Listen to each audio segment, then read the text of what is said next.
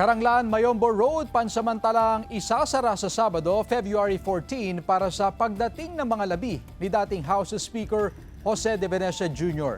Naritong report. Alas 4 pa lang ng madaling araw, pumapasada na ang tsuper ng jeep na si Manong Albert. Dagupan Kalasyaw ang kanyang ruta. Batid na raw niya ang pansamantalang pagsasara ng Karanglaan Mayombo Road sa Sabado upang bigyan daan ang pagdating ng mga labi ni dating House Speaker Jose De Venecia Jr. Ang Karanglaan Mayombo Road ang pangunahing daan ng mga sasakyan na galing sa Kalasyaw at iba pang kalapit bayan na papasok ng Dagupan.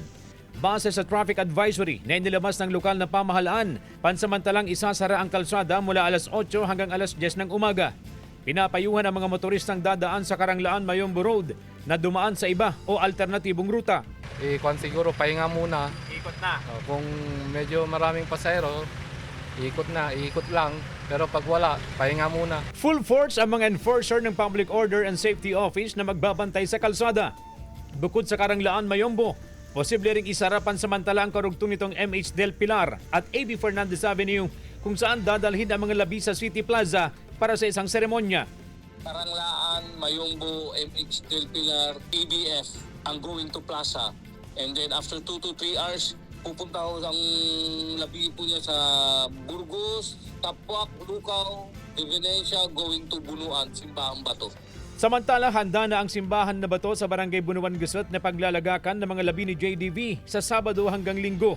Nililinis ang paligid at inaayos ang mga ilaw ng simbahan. Inaasahan na raw ng mga tauhan ng simbahan ang dagsa ng mga nais makiramay sa pamilya ng yumaong House Speaker. Ilan po ang capacity ng simbahan na batas? Bali 150 po. Sa Lunes, dadalhin sa Batasang Pambansa ang mga labi ni De Venecia para sa memorial at necrological service. Nakadagdag kanyang libing sa Miyerkules, February 18. Kasama si Jing Dacanay, CJ Torida, One North Central Luzon.